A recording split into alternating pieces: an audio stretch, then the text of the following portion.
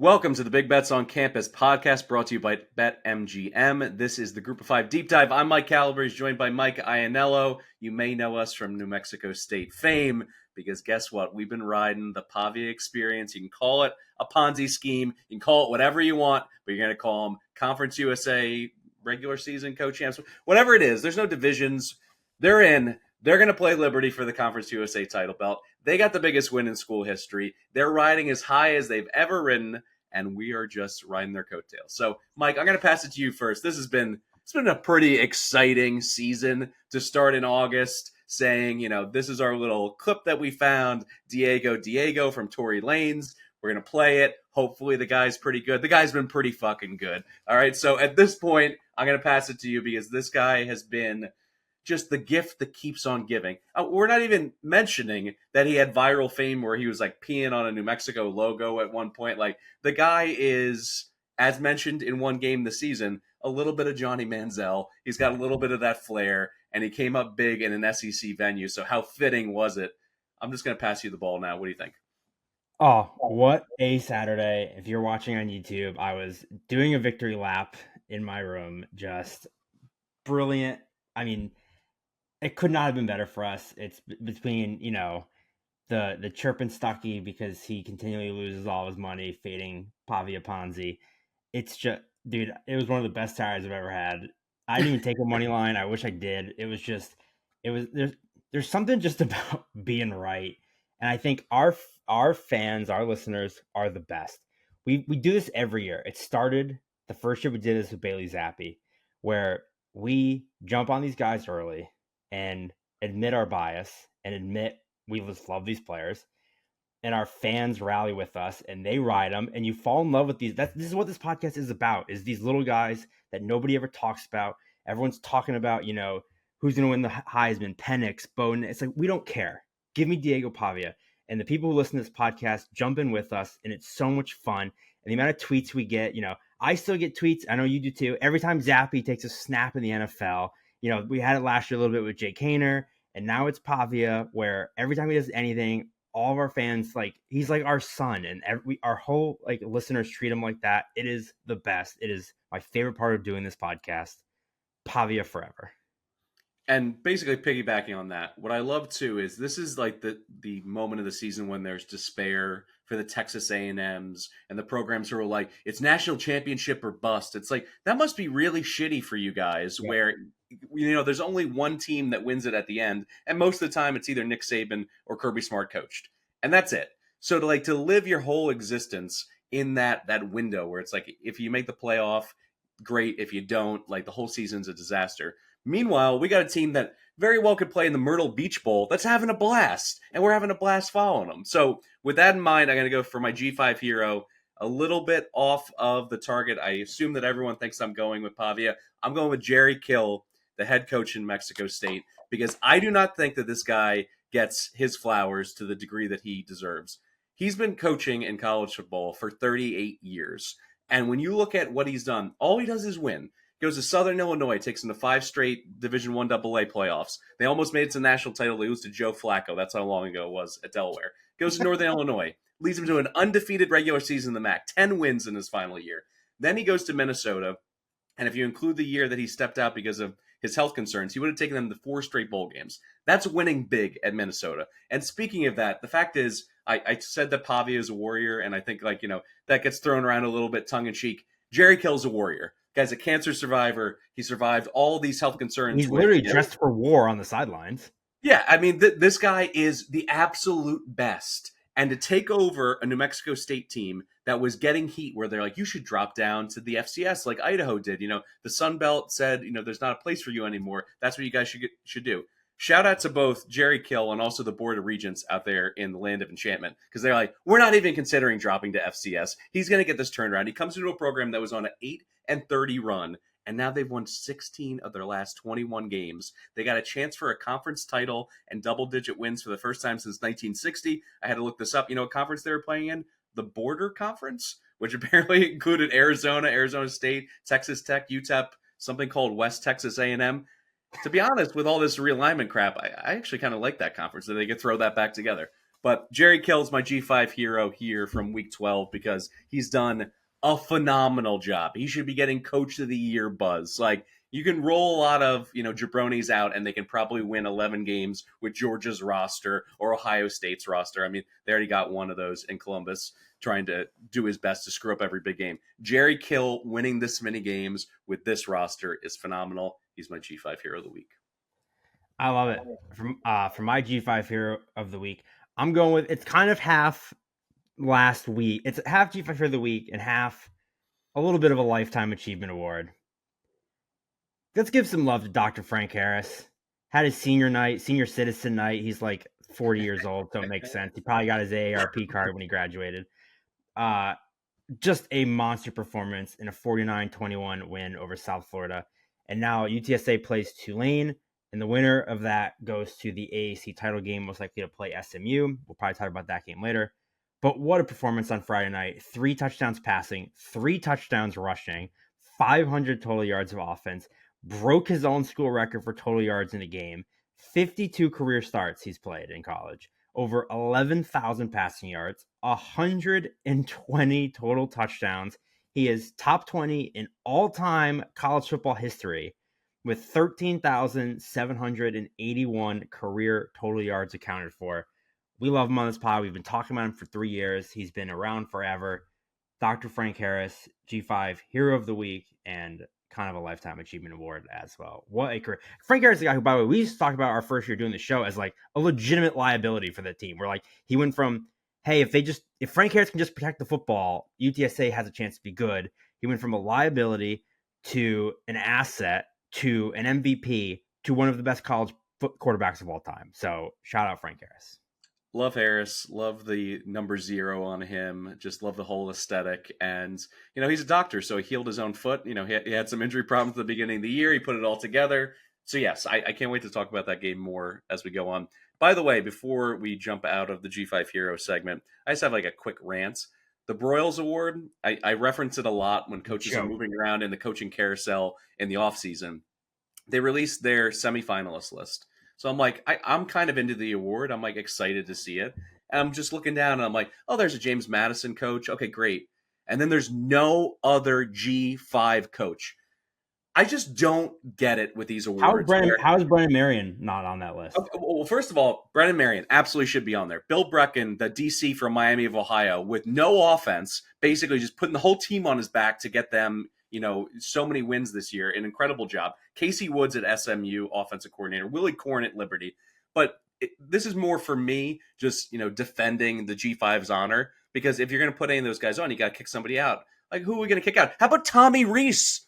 That USF game, he should have lost his job in the parking lot. And, oh, no, he's the assistant coach of the year. And Pete Kwiatkowski from Texas, I actually like the guy as defensive coordinator, but just go ahead and flash their defensive stats against the pass. It's mid.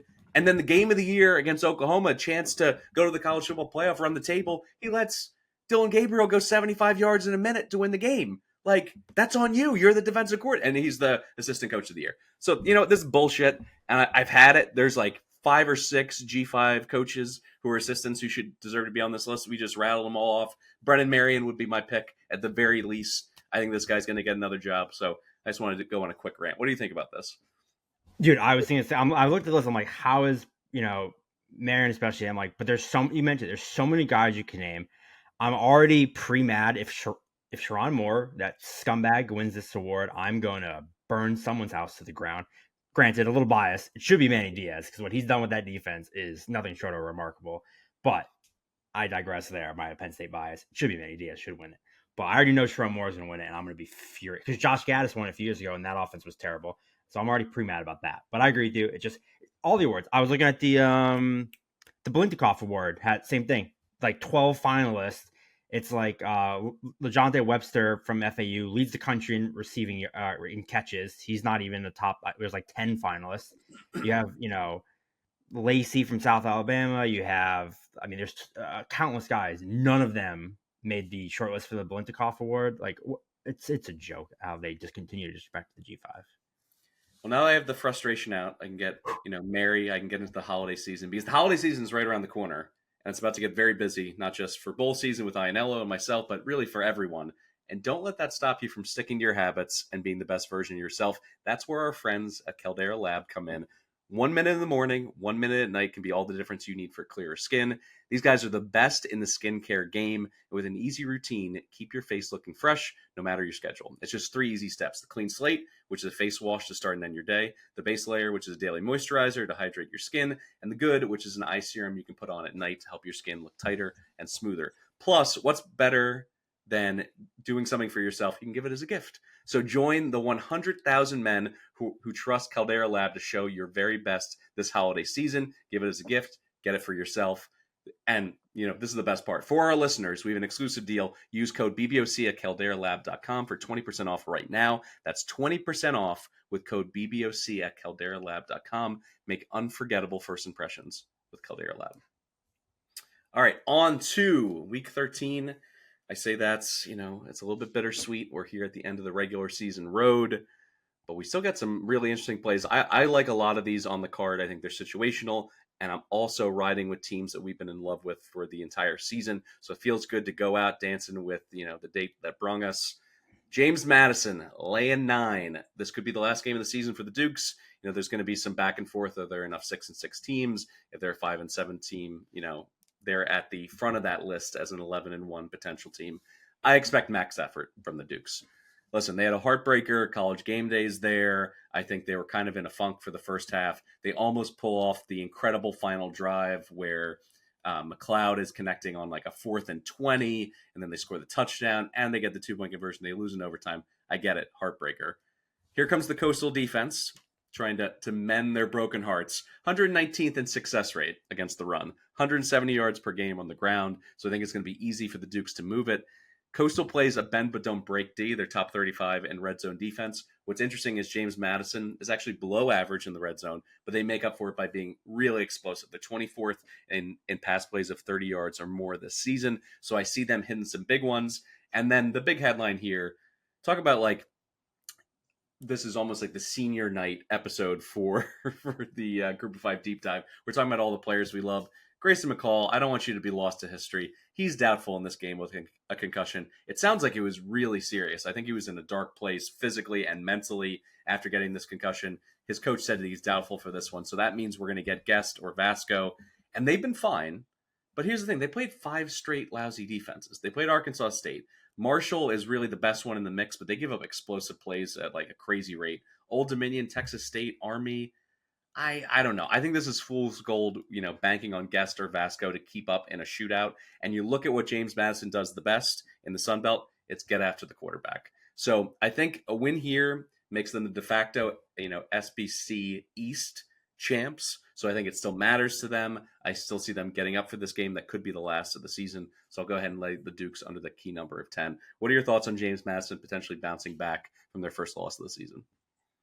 Yeah, I agree. I think it's a weird spot because on one hand, I agree with you where that App State loss almost seemed kind of obvious to be coming. It was such a high pressure situation with game day there and everything. It was awesome seeing that. That fan base is so awesome. My only concern is just, you have the Coastal chance to go to the Sun Belt Championship revenge spot as well from last year. Kind of makes me a little nervous, but I agree with you. I think on paper, if you just take all the circumstances, James Madison should be 10 points better than Coastal. I don't think Coastal is very good, especially without McCall. Still, and could you just give me 20 seconds on Coach Tim Beck? Just, your thoughts on him? Yeah, he's a clown, and he's going against one of the best defenses in the country. So, I definitely agree with you on that front. Speaking of, circumstances and stuff, I do, before I jump in real quick, grab your pen and paper, everybody, because this obviously is a big week to try to, especially in the G5 more than ever. I think it's more valuable than the Power 5. Look at what teams have 5 wins, because for the G5, a bowl game still means something. You don't see opt-outs. Going to the Myrtle Beach Bowl means everything to these teams. Yeah, a Big Ten school making a bowl is kind of a disappointment if it's not like a G5 or New Year's Six Bowl, I mean. So, pen and paper, Navy, South Florida, Rice, Northern Illinois, Central Michigan, Eastern Michigan, Utah State, Colorado State, Old Dominion, Marshall, Louisiana. Those are the 5-win teams. We may talk about some of them, but keep those in mind when you're making your bets. Speaking of that, my best bet, South Florida, -5.5. South Florida sitting out 5 wins. Also love that for a first-year team. This is the first season with Alex Golish. He's got him at a chance to go to a bowl, which again means something because teams don't usually quit on first-year coaches. So these guys are still inspired. They want to reach a bowl in their first year with him. As I mentioned last week with South Florida, they got trucked by UTSA last week. I talked about them last week, but Charlotte just does not have the offense that the Roadrunners do. The Bulls have lost this year to Western Kentucky, Alabama, UAB, FAU, Memphis, UTSA. All have a ton of talented offensive skill players. Charlotte does not. They're 129th in the country in success rate on offense, 128th at finishing drives. They average just 17 points per game. They scored 7 points last week against Rice. Quarterback Jalen Jones is hurt. Trexler Ivy has started the last 3 games. He has 4 touchdowns, 8 picks this year. Ivy does not have the rushing upside that Jones does, and that's basically been their entire offense, is Jalen Jones breaking big runs. He's their leading rusher on the year. Now, Charlotte has been pretty good on defense on like a down-and-down basis, but they're vulnerable giving up big plays. South Florida's 28th in explosiveness. That's what they do well. So I expect Byron Brown, Naquan Wright, Sean Atkins, Naeem Simmons to be able to pick up enough big plays on this offense against the 49ers defense. And I don't think Charlotte has the horses to keep up with them. They need a bowl game. Give me South Florida -5.5. I think they win this by over a touchdown. Yeah, just in terms of entertainment for a team to exceed expectations from the preseason, USF's like at the top of my list. Like they became a fun offense. They became a team that was interesting to play, and team total overs or just overs in general. And I would love it if they could get to a bowl game and use that as a springboard to next year to kind of being in the mix, certainly in the top half of the AAC, if not kind of being a dark horse, with their improved quarterback play and skill positions. Also, look at what Tennessee's offense was this year without Golish as their offensive coordinator. They took a massive step back. So I think that proves that's a double proof of like how valuable he is, especially on offense. BBOC is presented by BetMGM. Use bonus code ACTION when signing up to get a $1,500, pick back in terms of bonus bets if your first bet loses. For new users in Arizona, Colorado, Illinois, Indiana, Iowa, Kentucky, Louisiana, Maryland, Massachusetts, Michigan, New Jersey, Ohio, Pennsylvania, Tennessee, Virginia, West Virginia, and Wyoming. Terms and conditions apply. Must be 21 or older. Gambling problem? Call 1-800-GAMBLER. All right, we now turn to our G5 High Five, our round robin here in Week 13. We're going to give you 5 picks. You can put them all together any way, shape, or form you see fit. By 2s, by 3s, 5-leg parlay, 4-leg parlay, whatever you want to do. I'll get it started here. And I mentioned at the top, we're going to go with the teams that we believe in. And it also means fading the teams we don't believe in. So North Texas laying 3 against UAB. UAB's defense is still the worst. They're bottom 5 in scoring defense, in yards per carry allowed, and success rate. The Eagles' offense, on the other side of things, 3rd in explosiveness, 4th in rushing PPA. As Ionello always likes to point out, I'll give him the opportunity to list off the running back room. They are deep. They got runners. They're going to run through this Blazer defense like a hot knife through butter. And when they're not running the ball, Chandler Rogers, touchdown to interception ratio in the year, 26-4. He's just running this offense at just insanely high levels vis-a-vis the preseason expectations. I know they brought in Eric Morris. It was a new situation, offensively, and hopefully get a bump. They've exceeded all those expectations. Last week against Tulsa, one of the worst teams in the conference, he goes for 294 and 3 TDs as a rushing touchdown on the ground. I just view this as only laying 3 in a potential shootout. That's going to put a lot of pressure on UAB to score high 30s, 40s in this game. I think, if anything, there's been evidence in the last month to 6 weeks watching a lot of UAB football. They can play at a high level, but they still go through these lulls, and they just can't against a North Texas team that I think is much better offensively, more sound, and can beat you on the ground or through the air. I like Chandler Rogers a lot. I'm going to lay the 3 here with the mean green. What are your thoughts on the final edition of the Fade Dilfer experience? Yeah, as I mentioned last week, North Texas had just a brutal stretch where they played the 4 best teams in the conference all in a row. So yeah, they didn't look great and they lost those 4 games, but I just think their offense is really, really improved. They're balanced. And UAB's 0-5 on the road this season. So I think you mentioned it. It's 2 good offenses. North Texas defense is 130th. Well, UAB's is 131st. So give the edge to North Texas. And at the end of the day, I'm not going to sit here and act like I know much about North Texas's head coach, but neither of these teams are going to a bowl, and I imagine one team is a lot more excited to get some time away from their head coach than the other. There it is. All right, what do you got for your round robin contribution here in week 13? I'm going with another one of those teams that needs a win to reach a bowl game. Give me Old Dominion, -2.5 against Georgia State. Look, the Panthers are an absolute free fall, and I'm piling on here. They were heading to the conference title game. They were crash course to the conference championship game, and then they lost 4 games in a row. Yeah, LSU just pounded them. I'm not taking a ton away from that, but they lost 42-14 in the previous 2 games to James Madison and App State. Both beat them 42-14. Both of them put up over 500 yards of offense. This defense has fallen off a cliff. They're 109th in the country in success rate. They're also 100th at preventing explosiveness, and they're terrible at defending the pass. And Old Dominion is 22nd in the country in creating big plays. Ricky Ronnie is very good at scheming up explosives. Grant Wilson has done a really good job protecting the football recently. He's got 1 pick in his last 6 games. They have 2 running backs in Kadarius Callaway and Keyshawn Wicks, who are averaging 7.6 and 5.1 yards per carry, respectively. They are 2 home run hitters. Old Dominion has gone over their win total. They've been much better than people expected this year in Ricky Ronnie's 3rd season, and now they have a chance to go to their first bowl game under Ronnie against a team that has had their seemingly promising season completely slip away. They just had the Heisman Trophy winner flex all over them. I think Old Dominion's a lot more motivated here. I'll take the Monarchs. I think this is a very good spot to back a 5-win team in this final week. Yeah, it's been almost a full season without riding with the Monarchs, the ODU experience, so I'm glad to hear their name mentioned again. And I do think we missed out. I think it was clear after the first few games of the season that they were not only competitive, but on the offensive side of the ball, they're really interesting. And to pair them up against a team that I agree, it's kind of like white flag time for them. All those preseason goals, everything written up on the whiteboard, all the talking points of the coaching staff, like it's kind of out the window. Where Old Dominion, everything's in front of them. An opportunity to keep marching. I'm glad that you opened up a segment talking about all the teams that could get bowl eligible, because I'm going to hit on one of them. Colorado State laying 6 on the Big Islands, bowl eligibility on the table for the Rams. Braden Fowler, Nicolosi. Listen, Wait, before you get into this, I just want we both are on it, but you did lead the charge. We did cash the win total over, which was probably the one we pounded the table the most at the start of the year. That was your best bet. That was your number 1 win total over.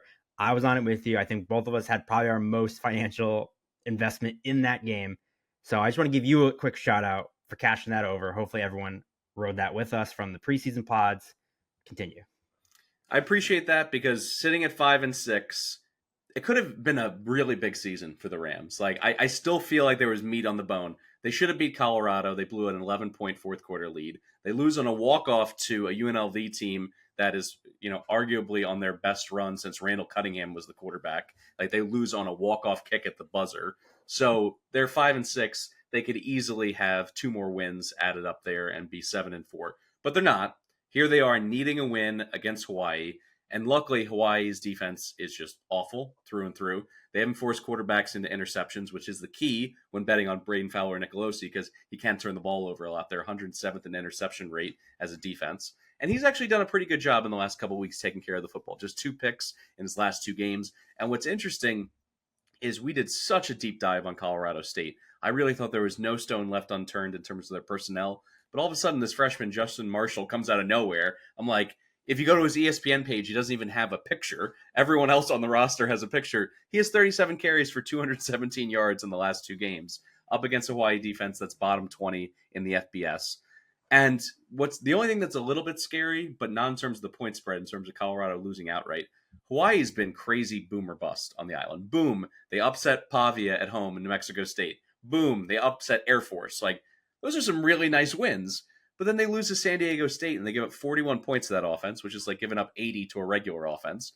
And then they get blanked by San Jose State 35-0, and they're coming off last week getting destroyed on the mainland 42-9 to Wyoming. No bowl for them. They're sitting at 4-8. They get to play 13 games. I don't know. I just don't see them being able to string together enough defensively to keep this game in the 20s, which is where they need to be to win and to cover. I think Colorado State's going to score 31 plus and get that win to get to 6. So I'm on the Rams, the Jay Norvell experience one more time. Hopefully he can take me to the window again. Yep, I agree. I had it on my card. I already bet it. I love it. All right, for my next pick of the G5 High Five, I mentioned it. Let's call the good doctor. Give me UTSA +3 against Tulane. Massive game here. Now, if you do follow us in the Action Network, I don't know that I'll actually bet this because I have UTSA future to win the conference. So I don't really want to double down. I also have SMU, so I kind of need them to play each other. So I probably won't double down on it, but I do think they get there. So I'm pretty confident in that pick ride. And something about Tulane just has not looked right to me all season. Like, we haven't really talked about them at all other than betting against them. I think you bet on them once. I don't think they covered that game. And I keep trying to watch them and figure out what it is. Cause it's like, they look fine. They look good. It's just like not good enough. If that makes sense, which is weird to say about a team that's 10-1, but they're just 4-7 against the spread. To their credit, their only 2 covers in conference play were Memphis and FAU, which are the 2 best teams they faced. So maybe it's a case of just playing with their food, playing down a competition, but that still doesn't make me feel great about him. Michael Pratt's fantastic. He's been fantastic all year. They have good receivers, although Lawrence Keys didn't play last week, and Jaquan Jackson has missed the last 2 games, and those are their 2 best receivers. Again, are they saving them for this game? Who knows, but it's something to note. And that's huge because the Green Wave don't run the ball at all. They don't run the ball well. Makai Hughes has like good numbers. I think he's got 1,000 yards in the year, but they're 107th in success rate, 109th in explosiveness on the ground, which is what won them the conference last year with Tajay Spears. The defense lost so much talent from last year's team. They're still pretty good against the run, actually, which I'm kind of surprised with, but they have been really good against the run. But they struggle against the pass. Teams are completing 66% of their passes against Tulane. That's the worst in the conference. And there is some bad defenses in the American. So for teams to be completing more passes on Tulane than any other team in the conference, especially considering the schedule they've played, that's not good. And then now you're bringing in Dr. Frank Harris, 28th in country in success rate through the air. Josh, I talked about him. Joshua Cephas last week too. He just became the school's all-time leading receiver. He's got 9 touchdowns this year. They don't run the ball great either, but they're at least explosive on the ground. Kavorian Barnes was active last week. He didn't play at all. He got 3 snaps and didn't have a carry. I don't know if it's because it was a blowout, but he had been hurt the week before. So I'm hoping that basically just gave him another week to recover because he didn't really do anything. UTSA's defense has been really good. They've been really strong, especially against the pass. So I think they'll be able to keep Pratt in check. The secondary is outstanding. Rashad Wisdom, we've talked about him for a while too. He's the quarterback of this defense. He's one of the best safeties in the country. He's a tackling machine. They have 2 stud corners. Cam Alexander's 5th in the country in passes broken up. So I just think these are 2 really good teams. These are 2 pretty evenly matched teams. So I'll take the 3. I just, something's off about Tulane. So I'm going to take UTSA here +3. So just a quick follow-up on your Roadrunner play here. What's your take on their head coach potentially interviewing for other jobs? Like, generally speaking, without knowing, well, timeline-wise, it's unlikely that he's going to resign and take another job right here in Week 13. If that happens, it'll probably be a cloud that'll be over the conference championship game or a bowl game. But it's clear that there's smoke that maybe A&M is interested in him, or at least he's a fallback candidate. Do you put any stock in that in terms of it being a distraction? Because sometimes teams will just play angry, or you can never really put too much into this. You look at Michigan with the Jim Harbaugh situation, all of a sudden it's galvanizing for them and they're rallying around it. Some people may view it as the coach is abandoning us at this point. He's been with us for all these years and really built up the UTSA program. Do you put any stock in it, or does it make it more so a stay away? How do you view this? So I do, actually, and I actually thought about that while I was doing my handicap. What kept me on UTSA, I think Willie Fritz is doing the same thing, because I agree with you, is Texas A&M's probably calling Jeff Traylor, but Mississippi State's probably calling Willie Fritz, and if they're not, they're stupid. So I think that kind of balances out, where I think there's a good chance neither of these coaches are here next year. So that's kind of what got me away from it, is I think there's a chance they're both taking phone calls, so that kind of cancels out for me. All right, I'm going to wrap up the high five here with a team that I promised would win out. They started 1-5. Here they are with 5 straight wins. Can they make it 6? San Jose State +3 against UNLV. I'm not going to try to get into it because I did a little bit of reading. There's some stuff behind paywalls, but I was, being crafty, trying to screenshot things and put it in reader mode to figure out what are the actual tiebreakers in the Mountain West Conference. Because apparently, the way it's been described to me, it's some kind of old school BCS computer ranking. But what we know for sure is that San Jose State, if they win, they have a chance. So they're clearly going to play. UNLV can lock up a chance if they win. So I think you're going to get full effort on both sides. But when I look at the Spartans, the reason that I was calling my shot, 6 weeks ago, that they were going to win out is they have a really, really well-balanced offense. They're top 35 in rushing success rate. They're 6th in explosiveness on the ground. Their three-headed monster of Kyrie Robinson, Conley, Cordero has 27 rushing touchdowns between the three of them. And Cordero, we made a lot of jokes when he transferred out of Hawaii because he left a lot to be desired as a quarterback. He was not exactly the sexiest transfer portal get for the Spartans. He's protected the football really well this season. Only 4 INTs, and when you're a run, team as an identity, not necessarily in terms of the mix between run and pass, but like when they're winning, they're running the ball. He's doing such a good job protecting it. They get 9 players, by the way, when he puts the ball in orbit that have 10 receptions or more. So he's spreading it out, not giving the defense anyone to focus in on, in particular. And their defense was, as we discussed, they played USC, they played Oregon State, they played Air Force. They're getting trashed. They were an abomination. They're now top 30 defense against the pass. So I talk about a turnaround. They're still horrific against the run, which is really the handicap in this game. They got to get the lead, and they got to take the run out of the go-go offense for Brennan Marion. Because if they can run it and have that balance, UNLV clearly has the advantage. But if they're playing from behind and they got to throw, San Jose State, has really put it together. I like, how much they've improved, and that's kind of like what you're looking for at this time of year. Like, is a team surging? UNLV's had a great year. But I just wonder if their defense has anything left in the tank here. They just played Air Force, and I know like the body blow theory can be overblown a little bit, but they got beat up in that game. They gave up 344 yards on the ground. They had a goal line stand when it mattered. But like emotionally, physically, are they ready to go up against a red hot San Jose State offense? I'm willing to take the points here. I'll go Spartans +3. Yeah, speaking of your Colorado State, I was banging the San Jose State drum. I have them to win the conference. So I've already been trying to figure out, like you said, I feel like the Charlie Kelly gift, trying to connect the dots. I know Stuckey has a great article on the Action Network with all the scenarios. So obviously, yeah, UNLV wins, they're in. San Jose State wins, then it's like there's a 3-way tie with UNLV, San Jose State, and then the winner of Air Force Boise. That's the way correct. that Stuckey reads it makes it seem like Boise would have the upper hand in that spot. But if it's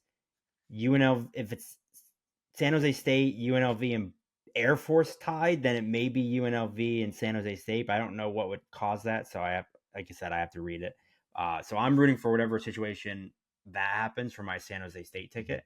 So I hope they win. I hope they cover, and I hope they win because I hope I can cash that ticket.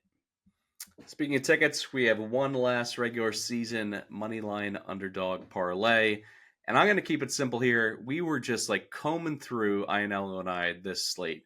And there were so many games with teams that either clearly quit or didn't have somebody to play for. Even our boy, Diego Pavia, it's like, I'd love to bet him one more time here in the regular season. But if there was ever a time to sit people, it would be against Jacksonville State. And the fact that they're only a 2-point favorite in that game, I think odds makers are telling you everything you need to know. That's a stay away for me in that spot.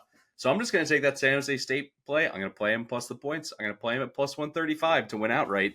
I believed in this team. I just laid out all the reasons why. So I'll get the underdog parlay started at plus 135. Are you going with a small one? Are you going swing for the fences here? What are we pairing up here in week 13? Oh, yeah. You mentioned how it was hard this week. I was looking through it. I'm just double checking right now. I think only one 5-win team is an underdog, which made it hard to like, all right, it needs to win. And it's Central Michigan, 10.5-point dog against Toledo. Like, they probably cover that, but it's not necessarily a team I'm looking to bet. I guess Navy against SMU too, but again, they're a 20-point dog. I'm really not trying to bet that. SMU still has to win to make the conference title game. So, yep, I'm doing the same thing with you. I know it's boring, but give me UTSA. Meet me I think they get it done on the field. I think there's a chance they're just a better team than Tulane. It's hard to kind of compare these two because they haven't played each other, UTSA's first year in the American. But I went and I pulled, they have played 5 common opponents in conference play this year. And what helps is they played 5 bad teams. So for what should be the 2 best teams in the conference, you'd want them to kind of crush them all, right? UAB, Tulane beat them by 12, UTSA by 21. North Texas, Tulane by 7, UTSA by 8. Rice, Tulane 2, UTSA 20. ECU, Tulane 3, UTSA 14. FAU, Tulane 16, UTSA 26. UTSA beat every single common opponent by more, and most of them significantly more. Especially, the Tulane beating Rice and ECU by 5 combined points is bad. So that's kind of the only sample size we have to compare. It's not a perfect system in science, but when they play the same teams, UTSA's won by more. So I'm taking a money line here. I think they win the game. I think they're the better team. Meet. And everything's on the line because I still think the American champ is going to get the New Year's Six bowl game because obviously Diego, New Mexico State, and Jerry Kill, that wagon's going to run right over Liberty in the title game of Conference USA. There's still room on that bandwagon, by the way. Yeah, listen, speaking of like smoke and coaching rumors, Jamie Chadwell is going to be fighting off job offers left and right in the next 2 weeks. Like, the fact is, he comes, ports his coaching staff over from Liberty, or from Coastal Carolina, I should say. There was questions about, do they have a quarterback at all? And he turned Salter into one of the best statistical quarterbacks in the entire country. Their running game is incredible. Everybody wants to hire a coach from just the perception and the optics that can turn an offense around right away. You can build faith in, a fan base by having a fun offense, even if they go 6-6 in year one of a rebuild, something like that. So I think there's a good chance that he either has to be fending off huge $5, $6, $8 million per year contract offers, or that he's just out the door and they have an interim coach in that spot. So that's my last little bonus bet. Don't take New Mexico State against Jacksonville State laying 2. Go find the money line, hit it against the Flames. I don't have a bonus bet. I have a bonus note because you were talking about the trailer and Willie Fritz and the coaches interview and stuff like that. And this is all motivation week, rivalry week, everything. I had one similar spot where I wrote it down, started to do my research and dig in, and just said, you know what? Nope, I can't do it. I can't touch it because the vibes just don't mesh with me. I really want to take Fresno State -5.5, -5 against San Diego State. I think they are a significantly better team. Mikey Keene is back. I think this offense shreds the San Diego State defense. But with Brady Hoke retiring, it scares the shit out of me because I just have visions of them carrying him off the field like Fat Rudy. And I'm just like, it's his, like, they are going to play balls to the wall for him retiring. It's in San Diego. I just have such a vision of them carrying him off the field that I'm like, I can't bet the Bulldogs here. Any other week I'm laying 5 with the Bulldogs every day of the week, but I can't do it this week because I'm just so nervous that that's going to happen. I like the juxtaposition to, Touchdown Jesus looking over Notre Dame Stadium and the tradition and the Four Horsemen and all the Heisman Trophy winners and national titles and, famous head coaches. And then on the other side, we have Snapdragon Stadium in all of its glory in year 2 of the stadium, and Brady Hoke, with a little mustard stain from the hot dog on his, university sanctioned and sponsored polo.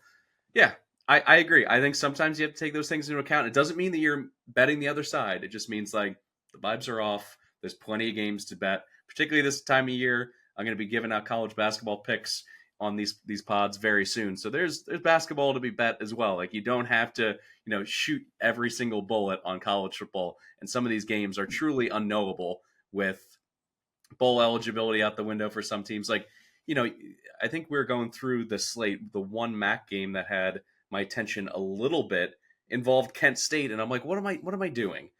Who knows if Kent State's going to play at all against Northern Illinois, and Northern Illinois can get to bowl eligibility, but do they really care to win by 3 touchdowns or not? I have no idea.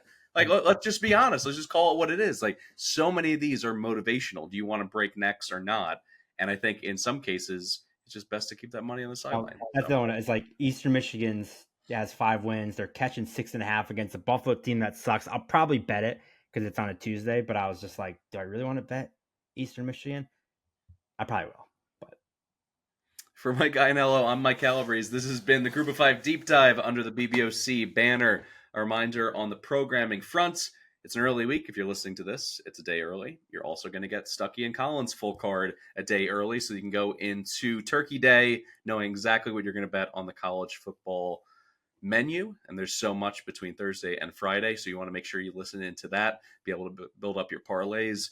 He's going to give you the trash man picks, although I think his trash uniform should be revoked at this point. I do not think that you can go against the greatest trash betting story in history and still be a trash man. But that's not up to me. That's leave the trash to us.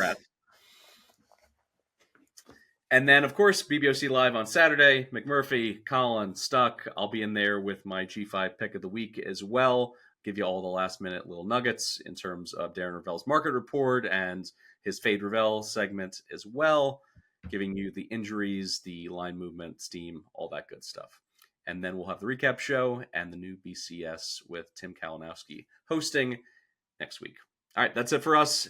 Thank you so much for listening. Pavia forever. Please know that we will have matching Pavia t-shirts the next time you see us, and that we will be together finally to watch a college football game for the Conference USA title game. So we'll be all fired up for championship week next week. Catch you later, guys.